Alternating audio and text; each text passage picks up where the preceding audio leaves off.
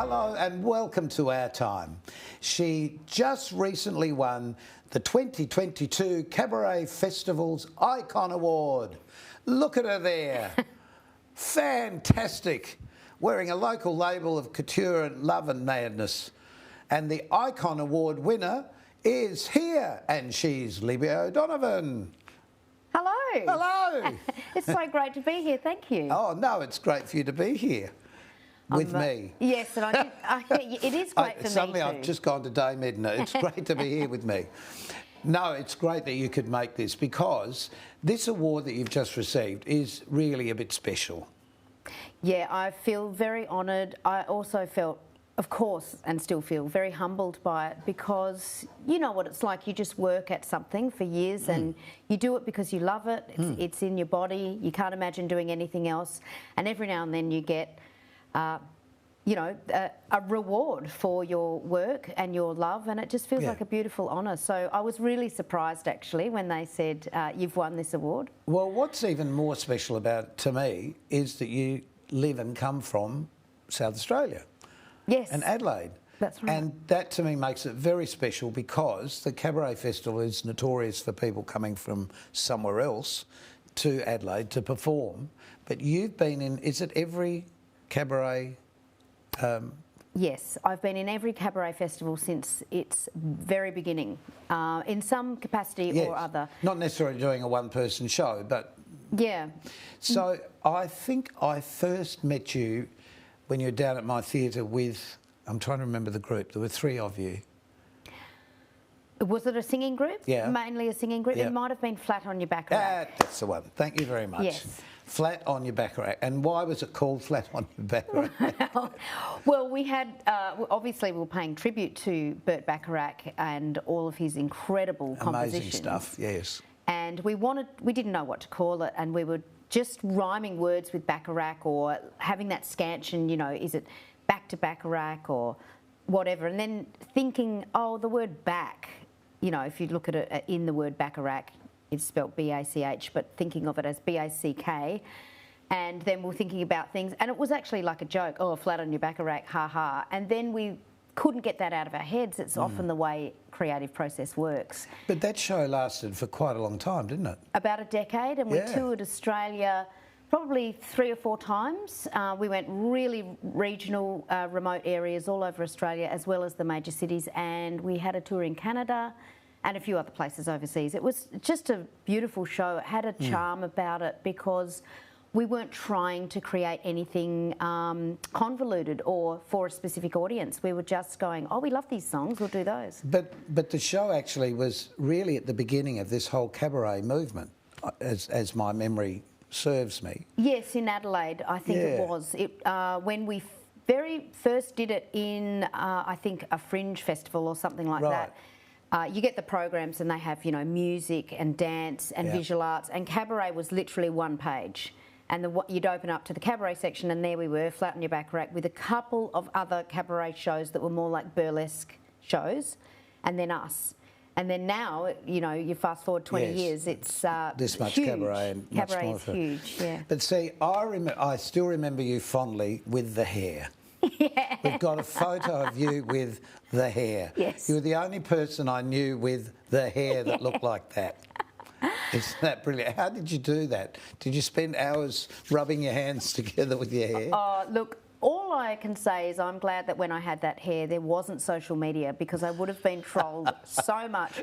I always had people trying to say funny things to me about it, like, oh, you put your finger in the electric socket, or did you get a fright? And But I just have always, ever since I was really young, in fact at school I got detentions and got in a lot of trouble for my extreme hairstyles. I've just always expressed myself visually, I guess, as a performer in different ways. So I love doing different things with my hair and my appearance.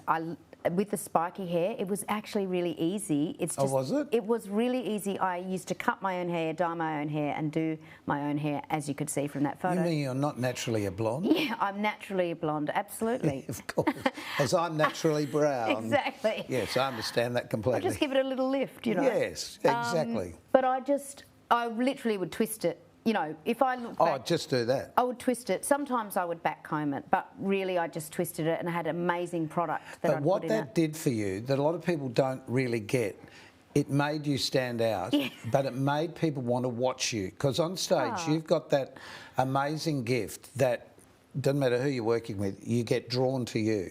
Oh, that's lovely. Thank you. No, but it's true. And that is something that I suppose you could say is God-given in an old expression, but it's what actually makes a star, I think, because you really twinkle, like people really want to watch what you're doing. And you've had that as long as I've seen you performing. And clearly the people that awarded you that award were thinking the same thing. Oh, thanks, Malcolm. That's lovely. But it is connecting with the audience. Are you aware of how you're connecting, or are you just loving it so much? I think the way that I've always viewed performance is that it's not separate to how I live my everyday life. I think what is presented on stage for me is is authentic, and that to me is the key of a great performer, and certainly of how to connect with an audience.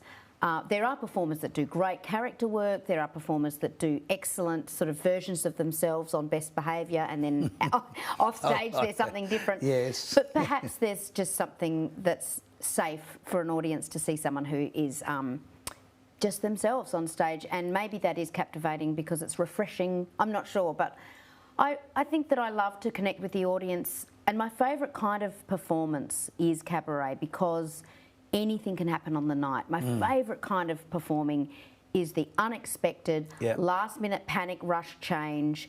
Things are happening, people are calling out, something's happened on the set, a band member's fallen over. I love that stuff so much.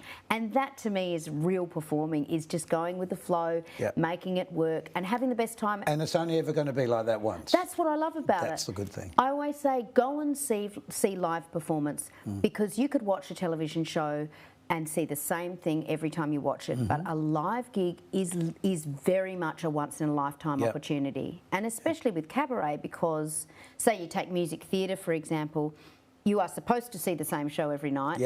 Got to be in the right spot for the light, for the... Hit your mark. But cabaret is absolutely... you know, anything can happen. Anything can happen. When you were saying that about how you feel about working with an audience, a long time ago, quite a famous guy watched me work in a show and he said, Malcolm, you were trying so hard to impress everyone. What you need to do is say, I'm having a good time up here, why don't you join me? And that to me was the best advice I was ever given. And I've always done that ever since, because if you don't feel like that, it's not going to happen, particularly when you're not playing another character. Absolutely. But even when you're playing a character, you've still got to have an edge to that, unless it's all, you know, cry, cry, cry. Well, I mean, you know what it's like when you see someone on stage who's nervous, you feel nervous. You feel unsafe as an audience and you think, oh, God, I don't want to watch this, what's going on? Or if someone's really stuffing up their lines. And what's the time now? Exactly, when's my train? Or someone's stuffing up a line and they can't rescue it, and instead of just saying to the audience, oops, here, you know, like saying, hey, I'm with you on this journey and I've accidentally brought you on the wrong bus and now we're travelling down this terrible highway to nowhere. We know there's a shortcut to get back over there. Instead of just letting the audience know, hey, I know that you're coming on this journey and let's just get, you know, people trying to save it in a different way and the audience is uncomfortable. Whatever you feel on stage does translate because we're humans and we have that transference of communication, whether it's with words or just your presence. So it's absolutely right. If you're trying too hard, then the audience are going, you're trying too hard. Yeah, and they see through you. When you think about it, it's really a bit like sitting around the campfire, isn't it? Because because you're really, on stage, you're really seeing one side of the personality, because the lights and everything is all in front of you, so to speak. But nowadays we can see all round us almost because of video screens and things that are placed in places, and you don't get that one-on-one intimate feeling that certainly cabaret gives. So how did it really begin for you? Did you dance around the house? Did you drive your parents nuts? Did you do it at school? Did you go to a dancing school? Well, what did you do? I grew up in Adelaide's greatest eastern suburb, Broken Hill. And Okay. Yeah. Oh, what a shame. Now New South Wales is just going to claim you as theirs. no, look, it's still on the South Australian timeline. Yes, It's the that's only true. place that is. But I grew up there, and I grew up in the church because my father and my mother are both priests. So I think when you grow up in the church, there's an unspoken law that you sing in the choir and you just sing in the services, and you're just encouraged to sing. And harmonise, And which you you're harmonise. brilliant at, yes. Yeah, I harmonised with my sister my whole childhood, and my mother and father. But it was part of life. It wasn't, Yes. you do this and then you go and play softball and then you go and play tennis and then you go to singing. It was that life was about singing as well as everything else. And revolved around the church. That's right. Yeah. So that was really the beginning. It wasn't until I was probably about 14 or 15 that I thought, oh, you can actually do that as a career. Like, I had no idea. I just thought it was one of those great things that are part of life. Yeah, that you just did. So, and we'll be back to find out what happened with the lovely Libby in just a moment. I can't wait to find out myself what happened next.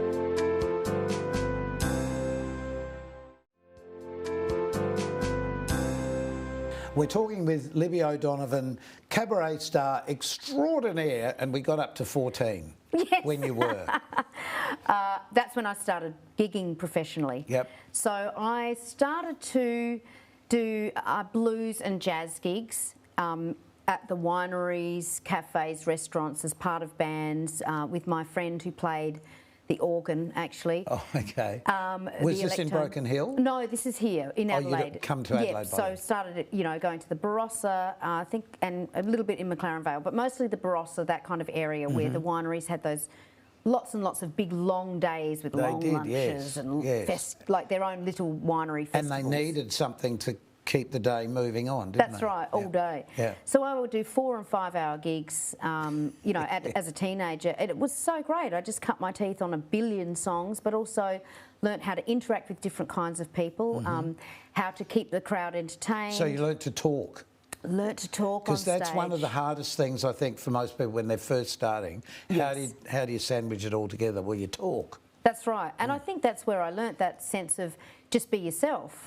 Because you can't actually say anything to a crowd that gets away with you being with you lying to them, because they know. They look at you and they go, well, that doesn't sound right, and you might as well do it, because if you're having fun, you might as well just have fun. Exactly, but it's like us talking together now. Yeah. It's a two-way conversation, isn't it? It is, yeah. You can read what they're thinking, because they're either clapping or laughing or whatever, or singing along with the song they like. So, oh, hello, that's this right. audience. I'll do those songs. So true. And you have a set list, and then you do a song and you watch the audience, and then you think, I'm changing the rest of the set to suit this audience, because this is what they're enjoying, and then I'll whack them over the head with a beautiful ballad, get them crying, and then finish big, or, you get that sense.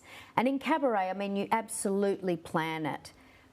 You have shows around particular themes, or you have a show around, a particular sort of vibe, as in this could be a dark show, this one's humorous, this one's just light-hearted, whatever the show is. But even then, it's about what happens right there on the stage that can change. Even if you don't change the set list, you might change a little bit of patter, or someone... I mean, I've had amazing things happen, like people throwing things at me on stage, or coming up on stage. You say what I used to say, throw money instead of that, and then you get hit with a 20-cent coin. Yeah. No, paper money, paper money. Yeah, just come up and give me the paper money, that's fine. Here, I'll collect it. That's right. So from this sort of start, when did cabaret entice you into that world? I would say it would be around when I did Flat on Your Baccarat. That was the first cabaret show I ever did. And I just... Were you only a baby then? Yes, I was baby-ish. I guess that's... I'm not asking your age. I guess I was in my 20s. Right. But I loved the cabaret vibe, because you were able to do what you wanted. You can speak your political mind, your... you can get across your opinions about things. You can be that's risque. what cabaret was supposed to be. It absolutely was. Yeah. You can be risque. You can get away with a lot of stuff, but at the same time, you're not just any old person in the corner performing to people who don't care. People buy a ticket and they come and see it and they experience with you. Whole different thing. It's a whole different thing. The lights, good sound, all of those things make it happen. So what was your favourite cabaret festival, do you think, as you've done them all? Yeah. Look, it's actually really hard to say because the Cabaret Festival is phenomenal. It really is phenomenal. And I have to say, Malcolm, it is known all over the world. I've travelled a lot over the world and people reference it. But I guess my favourite type of gig is when I host. Okay, so I'm not sure what you're hosting here, the kitchen? Yeah, that was from the year that Ali McGregor was the artistic director, and it was one of the times that I hosted the Backstage Club, which is the late night club, and that is my favourite because, as you can see from the photo, you can really do anything. Well, when I first looked at that photo, the coif of the hair is good, but then I realised, I think that's spaghetti on her face. Yes, got a bit of bolognese. What exactly happened there? An enormous food fight and lots of food being thrown around. I have permanently damaged costumes and shoes and, you know, possibly hair. I love it. But it's so much fun because the late night gigs, I mean, I've done things. There was one night actually, it was that year, I was hosting and it was the very last show of the Cabaret Festival. So it's on the final weekend of the Cabaret Festival, on the final night of it. And I'm standing backstage and I've got the list of who's going to be on, and I go up and I announce them and chat with them a bit and do a song in between, you know, the next act. And I'm standing backstage about to go on, I get a tap on the shoulder, I turn around and it's Tim Minchin saying, "Do you mind if I jump up?" And I'm like, no, I don't at all, please. And then this magical night happened where all of a sudden I'm able to say, "And we've got a special guest now," and people are going, "I can't believe I bought a ticket to this night." Yes. And that's the when one off. he happened to turn up. Yeah, and you could have compared hair. If only you'd had the other hair then. I know, that's so true. But it's all brother this and stuff. sister. You could have done a brother and sister act. It could have been Matilda and me. Yeah, that's the show. true. Writing that down, Malcolm, Yeah, is an okay. idea. But look, those sorts of things happen, and I've had amazing experiences. And really, as a host, which is the kind of gig I really love, it's about honouring other artists and not saying, "Oh, I'm so great." It's about saying there's all this space for all of us to be Sharing. and we can shine. Yeah, it's really a sharing experience because the difference between a performer and an audience is there isn't anything excepting you can do something that generally they can't. And they can probably do something that you can't, like if they're a doctor, operate on you, sort of thing. So it's this sharing of, well, you can't do this, but you can do that.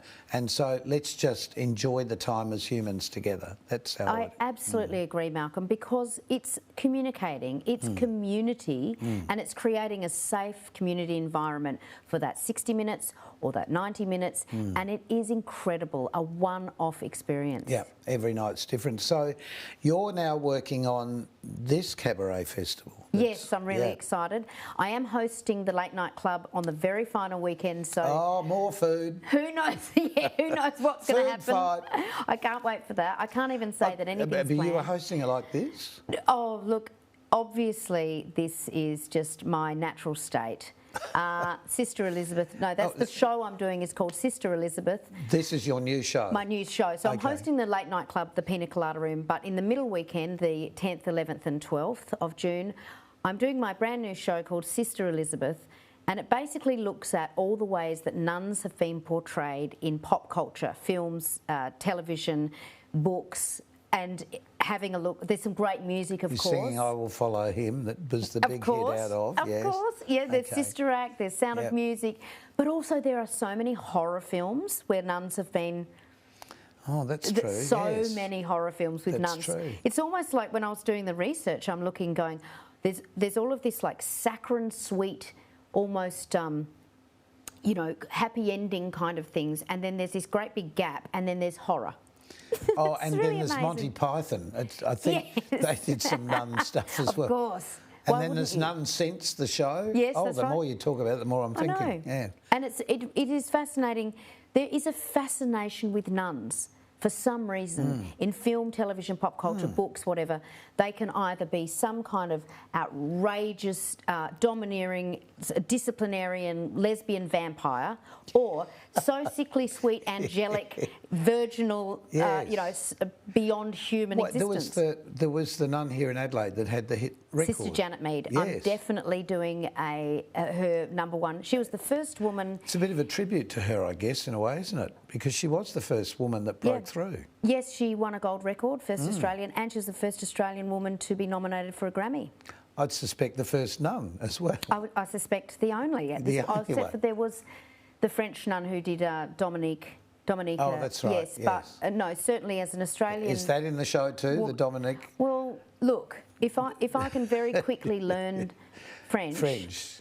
Do la la la, or do la la. I might have to get a guest. I might have to do the translated version or something like that. But I'm working very hard on it. What a pity I don't speak French, or I dress as a nun and come in and do it with you. But you've said that now, so probably you're booked. No, I won't now. I don't speak French. I might do it in Russian for you. That's about the best I could do. So that's next for you. But do you have a long-term goal in life? Look, I think I am one of those artists that I love project-based work. I love things ever-changing. I think if I ever had a long-term goal and I stuck to it from the beginning to the end, I would not be me. But to be happy doing what you do, I suppose, is a good long-term goal, isn't Absolutely. it? And that's really what you've been doing. That's right. I don't ever plan things too far in advance because I really do love every aspect and changing aspect of life, and I embrace it and go, this is what we're doing now. This is next. Do you like working alone the best, or do you like working as part of a sort of a core group where you're all singing those intricate harmonies that come together? I think I love harmony singing so much because that's where my roots are. Yeah. But also there is nothing like the feeling of creating incredible music. It's an uplifting feeling. It really is a soul feeling. Starts from the tips of your toes and works through your whole body. You can't get a better feeling really than that when those harmonies lock in and you're sharing that with other singers. It's so beautiful. That's true, but there is another way to get a fabulous feeling, and that's watching this.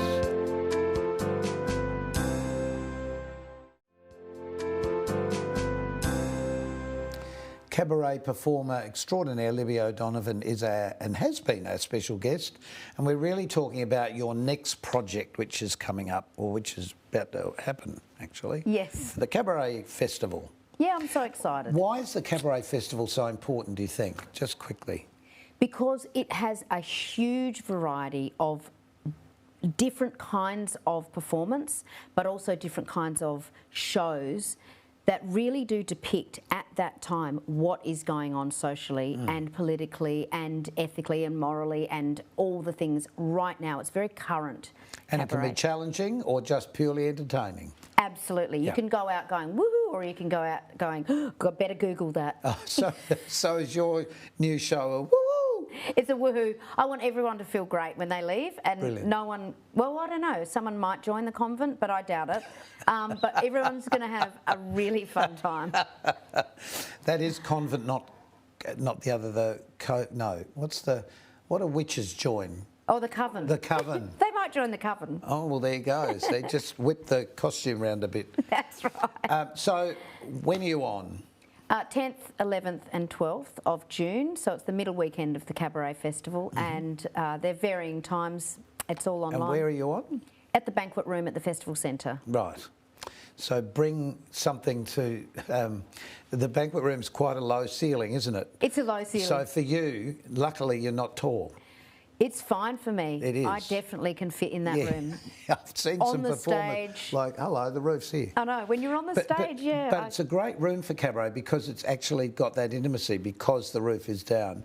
It really sort of pulls you in and focuses you, I think, as an audience. Yes, and they design it and dress it. So it's not an existing theatre that is always a theatre. They look at it and they get these expert designers in that go, we're going to make it like this year. So that's exciting. Fantastic.